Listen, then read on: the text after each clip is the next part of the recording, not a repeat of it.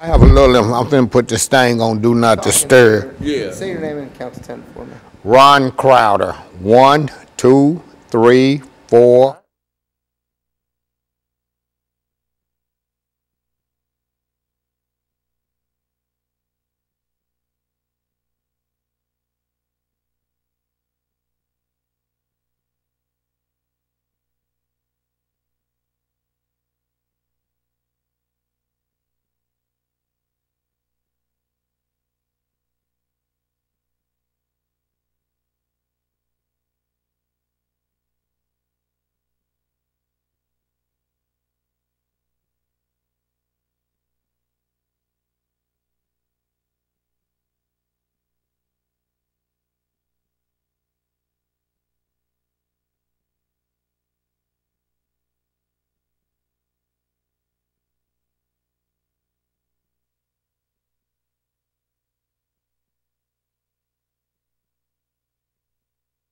And I had my telephone off on.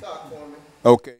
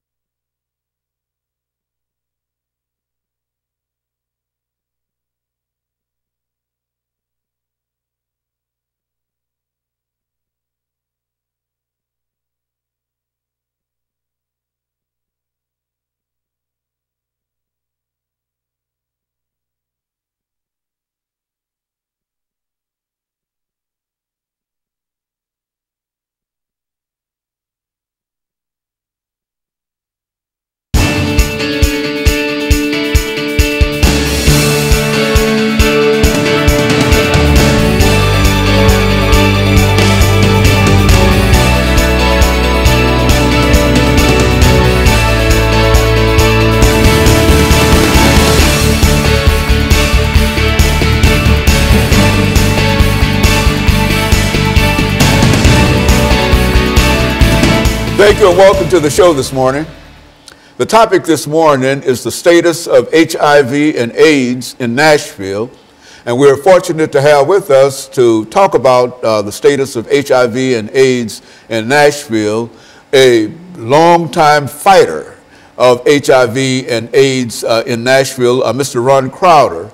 And many of you might recall that Mr. Crowder has been with us not only on many other shows, but he also is the founder of a very, very important anti-HIV AIDS organization called StreetWorks. And Mr. Crowder, let me welcome you to the show this morning and to tell you how delighted we are to have you and to tell you how glad we are to have you in this seat, because it's been quite a number of months since we've had a good HIV AIDS show. And some folks are saying that HIV and AIDS might be disappearing or whatever. So let's talk about first about you and your background, and then by perhaps the second segment we'll get into the status of AIDS. But more than anything, let's talk about Ron Crowder first. Okay, as you said, I'm Ron Crowder. I'm the founder and the CEO of StreetWorks. StreetWorks is a nonprofit agency that's been around for almost 20 years. We started in '97.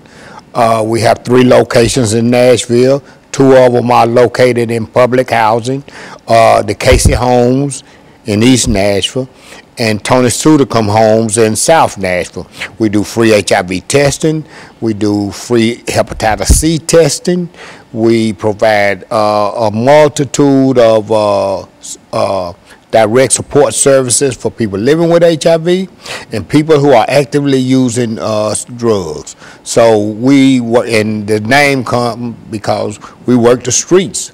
We work the streets a lot at night to prevent new infections of HIV and hepatitis C.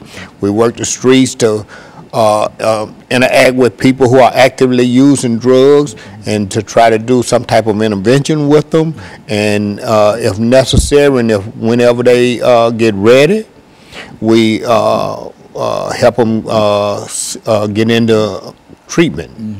And so, Mr. Crowder, we know you, and as we said, you were one of the first HIV/AIDS persons that we recall being able to talk to about that disease, and you, since that time, not only have you grown the organization, but you've grown your influence throughout this nation in terms of what AIDS is and the status of AIDS.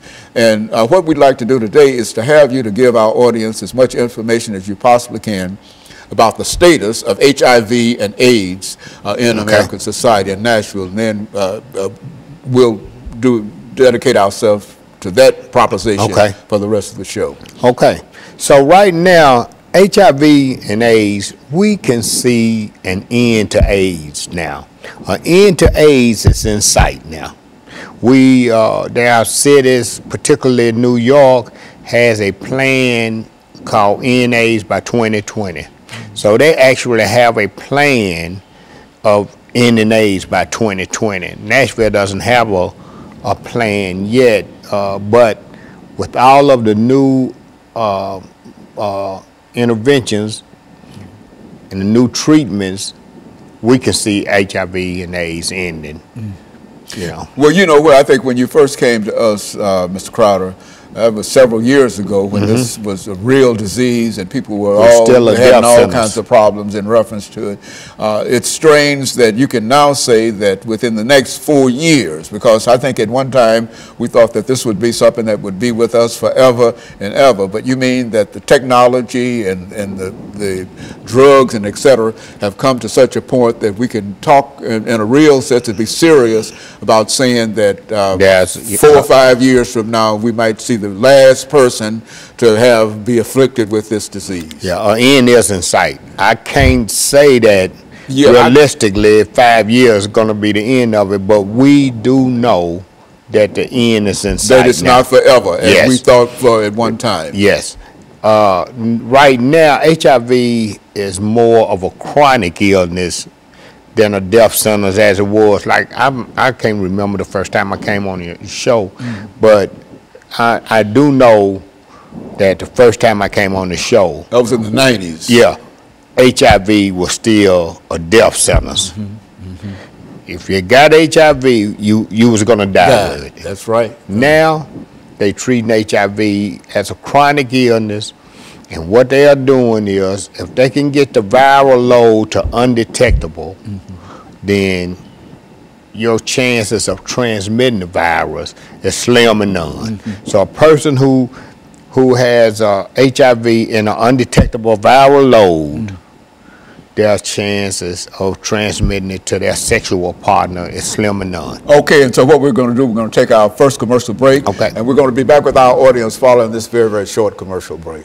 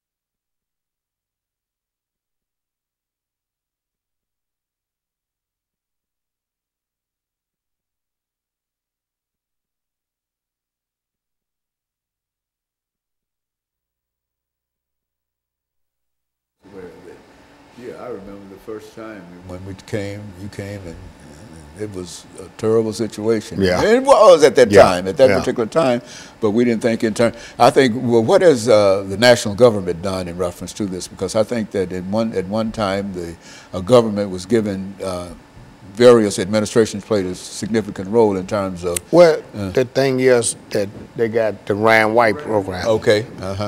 We're ready.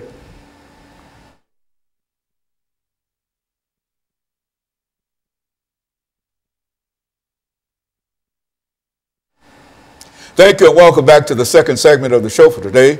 We're talking to Mr. Ron Crowder, and he's given us some information in reference to the status of HIV and AIDS in Nashville.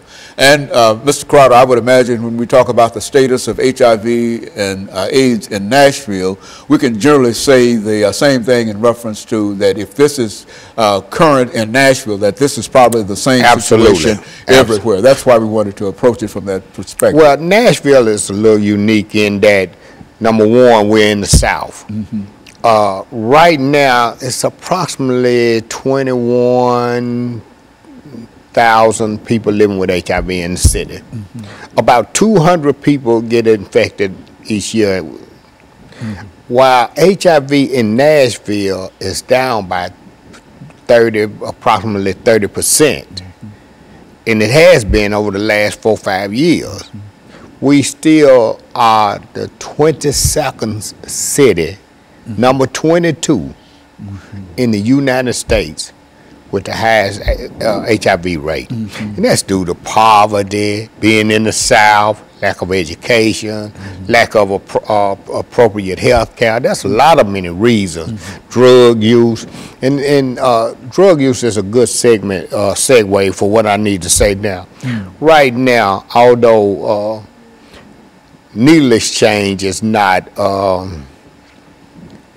legal in Nashville, we know that needle exchange reduce HIV rates in the injection drug use population. So StreetWorks, you know, we just had to be proactive on that front. So we do provide sterile syringes for people who are actively using. While we don't condone drug use, we do know that they're going to use drugs whether they have clean needles or not. So in order to reduce HIV infection rates, we provide sterile syringes for people who are actively using, but we also offer them information and try to help them move to get into drug treatment. And we do that. Also the same thing with hepatitis C. We have probably 50 or 60% hepatitis C positivity rate in our testing. Now, what do you mean when you say HIV and this? You've got another disease that you hepatitis C. Hepatitis C. Now, what is that all about? Hepatitis C is a disease that affects the liver. So people would have, like me, I had hepatitis C. The good thing about me, and I've just been blessed by the Lord, I was able to stick around, or the Lord kept me living long enough to see a medication that come through that people could tolerate. When I first came on the show, I had hepatitis C, but the only drug they had was interferon, and it was horrible. People would rather die than to take that drug, and a lot of them did. But now they have a new drug on the market that clears hepatitis C in 12 weeks. You take the pill for 12 weeks. Granted, I'm still blessed because I'm a veteran, but the pill cost, that 12-week supply of that drug cost $96,000. But because I'm a veteran, I was able to get it. And a lot of people is able to get it too. One way or the other. But there's still several people that drug is out of range for them. But thank God that I'm cured of hepatitis C. A lot of my friends died with hepatitis C because they had cirrhosis of the liver. But also, the other thing is, and if we can get, and people talk to me about all the time, aren't you promoting drug use? And I say, look, no, we're not promoting drug use because we give away clean syringes. They're going to use drugs anyway. One way or the other. Whether they have to use a sterile syringe or whether they share a syringe with somebody else, they're going to shoot the dope. And my job is to keep them healthy, long enough that I can get them the help that they need through drug treatment. And so that's why we do needle exchange. The other thing, and I was going to say, yeah, Nashville is the 22nd, number 22 in the country for HIV infection. We have approximately, I said, 21,000 people. The other thing is what's the reason we can see the end of AIDS is because they have a new intervention called PrEP, P-R-E-P, and that's pre-exposure prophylaxis. It's kind of like the morning after pill. So now people in high-risk situations, and it's particularly men who have sex with men, they can take a drug called Truvada, and it will prevent them from getting HIV. Now, don't get me wrong, I'm not saying, hey, go out and have unprotected sex, or but what I am saying is that undetected viral load with PrEP, that's why we can see it now. Because people with undetectable viral load, which I am a person living with HIV and have been since the 80s, my viral load is undetectable, so the chances of me transmitting HIV to a sexual partner is slim and none. And when I say slim and none, they done studies, and there's been no seroconversion among discordant couples. That means one positive, one negative couple with undetectable viral load. And it's strange that on my way here today to do this show, they was talking about organ donation of people who are HIV positive. This is how we know HIV, the end of AIDS is near, because now HIV positive person can donate an organ. They can, not only can they donate an organ, they are now receiving organ. Before they wouldn't even give the blood. I mean, not the blood, but they wouldn't even give a HIV positive person an organ, because they were like, oh, he got HIV, he's gonna die anyway. Why would we give him an organ? So, man, this is really some exciting times in the HIV/AIDS world. Okay, and so what we're going to do, we're going to take this final commercial break, Brother Crowder. Okay. Crowder. And then we're going to, Crowder. I know. And then we're going to come back and we're going to have our final segment. We'll be back with our audience following this very, very short commercial break.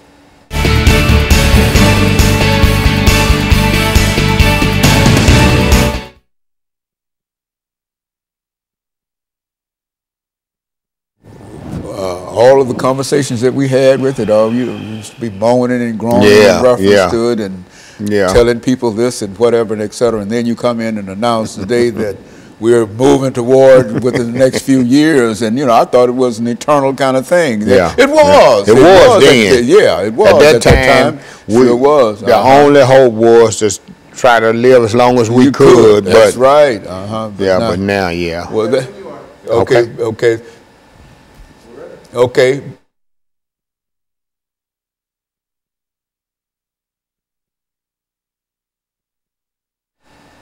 Thank you, and welcome back to the final segment of the show for today. We're talking to Mr. Ron Crowder, and he's giving us some information in reference to the status of HIV and AIDS in Nashville. And I think I must say up front, Mr. Crowder, that the information that you have reported today is very, very positive and well hoped for information, because I can remember when you came to me and dealing with the same kind of situation, and it was moaning and groaning, not only in reference to what happened in Nashville, but all over the world in a real sense. And now you're telling us that there's a possibility that we might see the end of AIDS within the next half decade or so. Go on, talk about it. Dr. Haney, you're right. You're absolutely right. We're very optimistic that the end of AIDS will occur within the next 5 to 10 years. We're very optimistic. That's not to say that people still shouldn't take the same precautions as they have taken before. While the optimism is good, there is some things that I'm gonna tell you that's not so good. For example, HIV is still disproportionately affects people of color. People of color who get HIV seem to get sicker quicker, and they die sooner. Now, amongst men who have sex with men, the infection rate is out the roof. I mean, the CDC has given statistics that says 1 in 2, that's 50%, man, of men who have, particularly African American men. This is African American men, young African American men will get 1 in 2 will be infected with HIV. Now, Nashville Cares, Street Works, and Neighborhood Health received a grant from the CDC in the amount of $3.8 million over the next 5 years to combat HIV in the young MSM, the young black MSM community. What we plan to do with that grant is to create a one-stop shop for MSMs where they can come and receive all of their services under one roof. So we are in a collaboration to make that happen. We've not yet solidified the space, but we're in negotiation. Well, Nashville Cares is in negotiation with a realtor now to secure the space. But we just started our 2nd year of this grant, and it's going well. So again, like I say, it's some exciting times now. The federal government finally got it right. Okay. And now they putting their resources to follow the epidemic. So the epidemic is the greatest need is in young black MSM. So and that's where they're putting their money. MSM. What do you? Men who have sex with men. Is that MSM? Men, that's yes. Men who have sex with men. Now some people think that's a derogatory term, and you know, I just left a conference in Florida, the United States Conference on AIDS, and they was using gay and that other word we used to use a long time ago. I think those words are derogatory, queer, gay, and all of that, but apparently in other cities, they think MSM is derogatory. I mean, you know, but it's a matter of what you call it. But in a real sense, the disease itself, it has been mitigated in a real sense to such a point that it is possible to think about the end of HIV and AIDS. We see it. It's in sight. It's really in sight. Yeah. Well, that's one of the most encouraging things that I've heard about it. I didn't know that. You know, I think it's been a long time since we had a chance to talk to you about it. But the very thought of being able to end it, and this is not only for Nashville. We're talking about all over the world. Absolutely. And I understand it has been a tremendous problem in some parts of Africa, for example, and other parts of the world. Now, you know, third world countries and places like Africa and things, I'm not sure if they're going to be on land with it ending like that, but whatever happens here, I'm sure it'll eventually get there too. Because now you still have mothers breastfeeding, and you know, they just don't have the resources that we have. So, but eventually it'll get there. Nashville is doing some excellent work around prevention, around EIS, which is Early Intervention Services, finding people who are who have HIV and don't know it. So we aggressively look for those people, because probably, I don't know the percentage right off the top of my head, but most of all new infections occur amongst people who have HIV and don't know that they have it. So the key to ending HIV also lies in finding those people who are HIV positive and don't know that they're HIV positive. Also, finding the people who are HIV positive for whatever reason who has fallen through the cracks. Okay. So what we need to do is find all of those people, get them into treatment, get them treated where their viral load will be undetected and they won't be at risk of transmitting the virus to other people. And so that's what we're trying to do. And then you can say that you've defeated HIV and absolutely. AIDS. Absolutely. And I tell you, this is a real optimistic report for me to hear, because everything that we've said up until this point has always been doom and gloom in reference to it. And are you sure that a lot of folks understand that? Because I think that there are a large... Well, it's still people, because just like you didn't know, imagine how many other people don't know. Imagine how, man, we still got people stuck. If you don't have in contact and know about the disease and discuss it, and et cetera, there's no way that you might know it, and you might have some information from long back, and that information no longer applies. Is that... That is correct. That's a good statement. The thing is now, early detection and early treatment. The sooner we can get them detected, as soon as we can detect the disease, the sooner we can get them into a treatment. That's the key. That is the key to ending this epidemic. Well, Mr. Crowder, let me say, we've got about a minute and a half to go here. And I can say one thing, that the way you've been working with it and the efforts on the part of your organization, StreetWorks, I think we can say that in Nashville, I'm not sure about what it means in other places, but in Nashville, I think that you played a very significant role in helping to move people toward